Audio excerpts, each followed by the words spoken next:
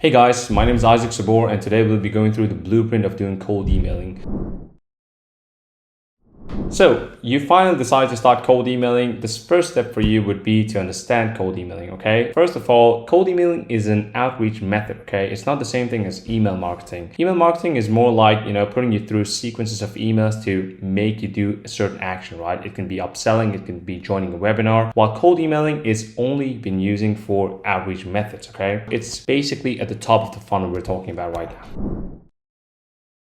Now, about the pros and cons of cold emailing, I'm going to start with the cons first, and then we're going to go through the pros after. So one of the cons is that the learning curve for cold emailing is very difficult, least to say. It's very difficult to master. I think it's fairly easy to get into. When I consult people and they actually launch their first 2-3 campaigns, you would usually see that after a few weeks that they would be landing into spam, and how they would actually resolve this issue is quite problematic for them, right? So this is where the learning curve is there, right? Most people would think that, hey, I've launched my campaign, I've mastered cold emailing, but it's far from the truth, right? The real work actually comes in once you've launched the campaign and doing some A/B testing. Another con of cold emailing is that it can be very brutal. Let's just say they can sometimes just do like a random update out of nowhere, unexpected, that, your spam rate has to be 0.0005, something like that, right? So the most recent update from Google is, for example, that if you target consumers, right, your spam rate has to be below 0.03, meaning that if you send out 1,000 emails, that if over 3 of them are actually marked as spam, the rest would actually be landing in spam. This is only for consumers. So if you're targeting consumers, it's a little bit more difficult. That's another con, but it's actually possible. There are actually some strategies to get around that. Nevertheless, those are some cons of cold emailing. The pros, however, is I would say outweighing like the cons. If you master cold emailing, you can actually use this outreach method for any type of business, right? Another pro is that it's very scalable. Let's just say that you've decided to do cold emailing for yourself, and you have 50 email accounts, and you can see that, okay, hey, how many emails am I sending to get one lead? Does it make mathematically sense and financially sense that I actually scale this up? Then you can actually easily do so, right? So you can just say, okay, hey, I'm just going to scale this up to 150 emails. It would still make sense as long as you do the math. So it's very, very scalable. Another approach is that once you've actually mastered it, you can actually see that the cost of cold emailing would be reduced significantly. What I mean by this is that, once you know who to send to, what tools to use, and how to write your copy, you can actually put the cost very, very low down, because you don't have to send as much, right? Compared to ads, I would say ads, they're depending on the niche, it's quite expensive. And then you can reduce it just a little bit, but it would still be quite expensive in my opinion. I don't know that much about ads. Those are some pros and cons about cold emailing. Now, with that being said, you would have to still understand what kind of costs are involved in cold emailing, okay? And the first thing that you would have to understand is that you would have to buy additional domains. You can't be using your own domain for that. There are several reasons for this, but we're going to go through the technical aspects of that in another video. The point is that you can't be using your own domain. You would have to buy additional domains. Well, that's approximately, depending on where you live, approximately $7 to $11. And that's a one-time fee. It's a yearly fee, right? But most likely you might not be using that domains after a year. So let's just say a one-time fee between $7 and $11 just for the domains. After that, you would have to connect either 3 or 4 or 5 email accounts per domain, depending on what kind of niche you're targeting. But most likely we're going to stick with 3, okay? So each email address is going to cost you approximately, depending on if you have a reseller, if you have somebody to write it for you, but if you're just going to buy it yourself, depending on where you live, it's going to be approximately $4 to $8 per month. And let's just say if you have 10 domains, that would be $100, and then you have 3 email accounts each, that would be 30 email accounts in total. So you're going to just multiply that with between 4 and 8, sorry. So another thing that you would have to be aware of is that you would have to use a sending tool that would also cost between $100 and $300 per month. You would have to have a lead scraping tool. There are different options for that. We're going to get into that in a sec, but that would also cost you approximately $50 to $300, $400. Some people are scraping like tons of leads, but we're just going to keep it at a minimum right now, right? You would have to have the usual things like a CRM. You would have to have like a calling system. If you actually do want to have a chance of landing into people's inboxes, you have to use some kind of enrichment tools. You're going to use like $100 and $200 for that, and you're going to connect that to the OpenAI API. So that's also going to involve some cost, right? Point is, it's going to cost, if you want to be at a minimum and just want to start off, right, it's going to cost approximately $400 to $800 just to run this thing. And if you want to have some kind of success with it, if we're just keeping it at a bare minimum where it's just functional, it would cost you $300 at a minimum, right? So just be aware of that once you actually decide to move further with this. So now that we covered the pros and cons and costs, we would be going to the next section, which is cold emailing the right outreach method for you, right? So I made actually something up. I feel like I'm kind of guru right now, okay? So we call it the Isaacs qualification model, okay? Cheesy as hell. So the point is that you can use this system as kind of determine if cold emailing would work for you or not. I'm going to just go through it quickly. I'm going to have a separate video on this as well. But knowing that, we have this axe here where we say it's the necessity for the clients to have the product, right? For example, a must-have product would be something like, or must-have service. It might be more like an accountant. It's a need to have or must-have, while something like, let's just say a social media scheduler app, software is more like a nice to have, need to have, something that goes between that. And at the same time, we would go through like how many potential clients that can actually use this kind of service or product. Again, an accountant, for example, they're at the top here, while it's a need to must-have product. So we range somewhere between there. So the potential would be high. It's like a medium to low difficulty, while the performance would also be high. Use this as a model to kind of determine whether cold emailing would be effective for you, or it might just, be very, very difficult. When I tell you this, is it's not like, you would be seeing no results if it's a nice to have product and the possibility of potential clients be able to use this product is low. It would still be possible. It would be more difficult, and it's not the best starting point, okay? Especially for cold emailing. So once you've defined where your business is positioned in the Isaacs qualification model, then you'll have to go to the next process, which is defining the prospect, designing the ICP, okay? Ideal customer profile, we call that. There's a huge difference in having an ideal customer profile and having an ideal customer profile in cold emailing, okay? What I'm trying to say here is basically that we are looking for the persons, the individuals that are most likely to give a response and be interested in an offer that you have, rather than actually, your main target clients, okay? What I'm trying to say is also that most people want to target like the CEO, the CMO, somebody really, really high up in the organization. And sometimes you don't want to start there. You actually want to start, depending on how big their organization is and what your offer is, right? You want to kind of start lower down. They have a demo and then they actually take this up, right? In most giving circumstances, you can't just be going straight to the decision maker like that, okay? When doing cold emailing, especially in a higher B2B, it all depends on what kind of industries. It makes things a lot easier if the business kind of have like an idea about this, but most likely they don't. They have like a thought that, hey, it might be this person, but most likely it's wrong, okay? After you've gotten the definition of the ICP that would be most likely to get a response or most likely to interact with you through a cold email, then you would actually have to find the potential prospects. You don't scrape them just yet, because we're still at a stage where we kind of determine, are we doing cold email, are we not, okay? The idea of this stage is here to find the right tool for you, because there are 3 different scrapers out there. A scraper is essentially like a place where you would gather data from them, and then you can use that data to actually send emails with, okay? There are 3 different scrapers, okay? We call them custom scrapers, lifetime scrapers, and pre-scraped data. Pre-scraped data, they're usually a little bit cheaper and they have usually more filters. The only downside about them are that, just imagine that it's a software that scraped the data and then it keeps it at a lock, and then once you access this, they would just take a chunk from there. The downside of this is obviously that it's not live data, right? So you can be very, very unlucky, and this software has scraped this maybe 2-3 months ago, right? The way these software works is that they have like different scrapers that would just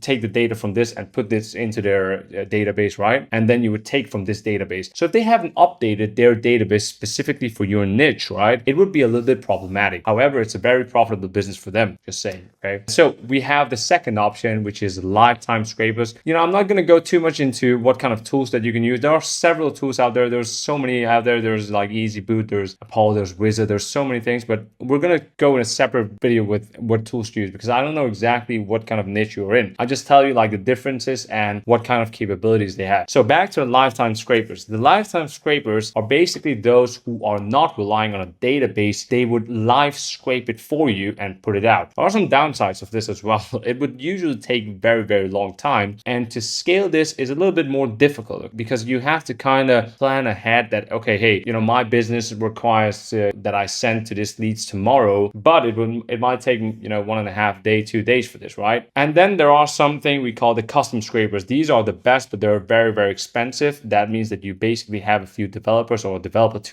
customize a scraper for you. There are some tools like Octoparse that would kind of mimic the same behavior, but nevertheless, custom scrapers are the best. It's a little bit more expensive and it's very time consuming to actually make it work. But once you've made it work, it's very, very useful. It's the most powerful element, okay? Got it. So that was about the scrapers.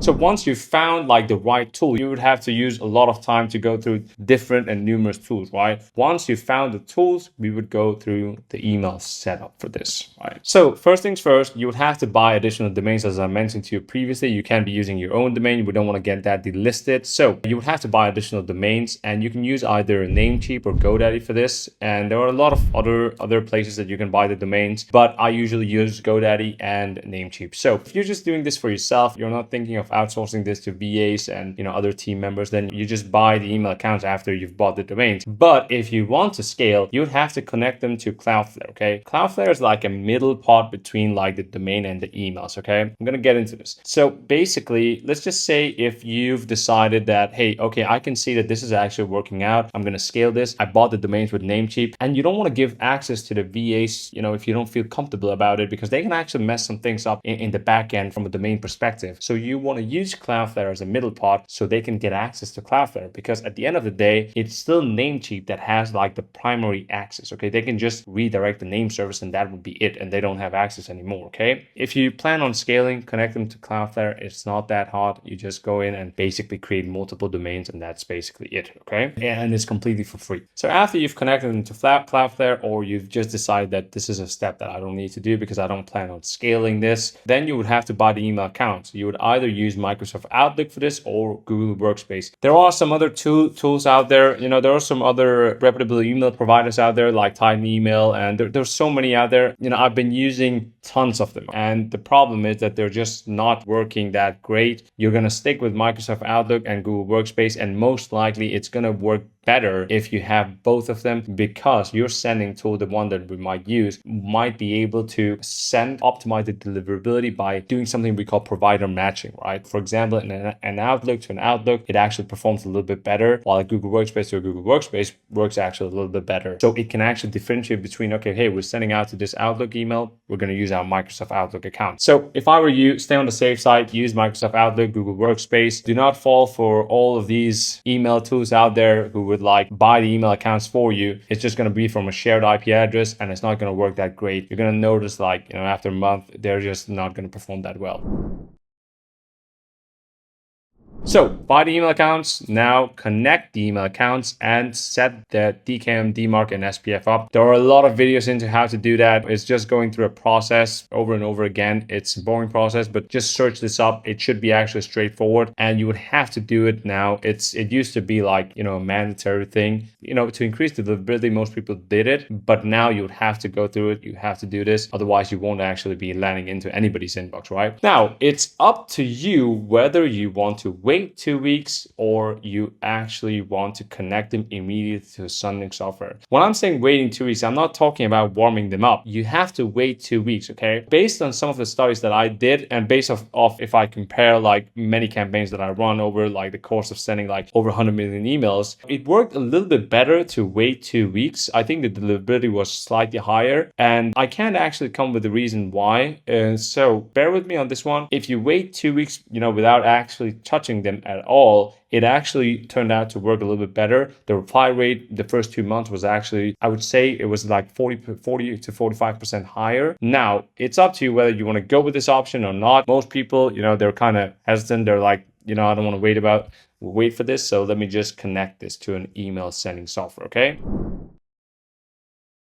Now, for the email sending software, there are so many tools out there. I mean, it's incredible how many tools there are. I would say stick to what works. Smartly works, Instantly works, Woodpecker works. Smartly, they're actually very, very good for any type of Zapier integration or Make integrations. Instantly has that as well, but there are some more customization possibilities with Smartly. Also, I would say it's less buggy and the support is a little bit better in Smartly. That's just my opinion. I'm using both of them. So Instantly is quite good. However, I think like for the past few months and years, they've been focusing more on like other features like, hey, a CRM system, mobile phone apps. You know, it's basically a nice to have things, but it's not something that we would use for cold emailing. Their support system, they're not that well educated, I would say, but it does the job. It has a few bugs here and there. It's a go-to tool, definitely. Okay, these are direct competitors, and they're doing a spectacular job, both of them. Woodpecker is a little bit different. Okay, so they're also well known. I don't know that much about them. I've been using several times, but I would say it's for higher ticket B2B businesses. You can be using Woodpecker. It's slightly more expensive, but you're going to get very, very customized support, and they would go through like a demonstration for you, and they would go through videos with you as well. They care a lot about their clients, and their interface, the UI is actually amazingly well structured. I would say their UI is also beautiful to look at. Okay, now what we would do is we would use one of these tools here, and then we would connect them to a sending software.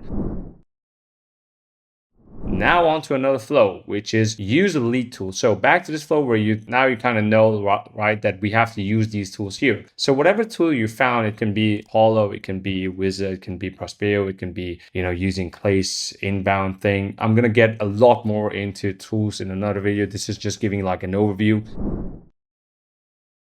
You found a lead tool, you would have to verify the leads, and most likely you're going to use Million Verifier. I've had great success with them. Most likely you're not going to use like the lead tool that you found. Email Verifier, they tend to not work. An example is that, for example, Prospeo, which is a lead, it's a lead gathering tool. However, they also have a verification tool, and it just didn't work out that well. I saw the bounce rate was quite higher when I compared it to, for example, Million Verifier, where the only thing they basically do is verifying. Now, after you've done that, if you actually want to, have a chance against the other million people who are actually doing cold emailing, you would have to enrich the leads. You can use multiple tools for this. People usually use Clay. I use it myself. I think it's great. It's a little bit expensive, but if there's a huge learning curve in Clay, but once you've actually managed to get it, you can then use that to enrich the data with. You can use some sick AI personalization that almost mimics as if it's a human being. Now, once you've enriched the data, you would export that into a CSV file, and then you would connect them to a sending software. So now you have your leads, you have your email accounts, and you have your sending software, and they're all connected together, right? Now you would have to warm up your emails for approximately 2 to 3 weeks. I'm just going to mention something to you, okay? If you're targeting consumers, then you can't be using the warm-up tool that's already within Smartly, Instantly, or Woodpecker, okay? There are reasons for this, okay? The way warm-up tools work is basically they kind of want to mimic human behavior. So before you actually send out, most of them are actually gonna, they're gonna be like not interested. They're gonna be making you land into spam. They're gonna mark you as spam. So the way warm-up actually works is that they would use other email addresses that would guarantee responding you back, okay? Instantly's warm-up tools, and Smartly's and Woodpeckers, they're all a little bit different, but it's the same principle. Instantly just uses its own pool, while Smartly has like additional pools. Woodpecker has also additional pools from both Google Workspace and Outlook. The point is that you have to warm up, but if you're targeting consumers, you can't be using the internal system from a sending tool, okay? Because I think it's 95% of all these tools, they have only business emails. So if you're warming up only for business emails, you can't be using a warm-up tool like that, okay? So you would have to find your own separate warm-up tool. You would have to look into Snuff. You would have to look into other different tools like Warmly. However, they're also very constrained about this sending out to personal email addresses as well. Now that you've warmed up your emails for approximately 2 to 3 weeks, you're ready to send a copy out, okay?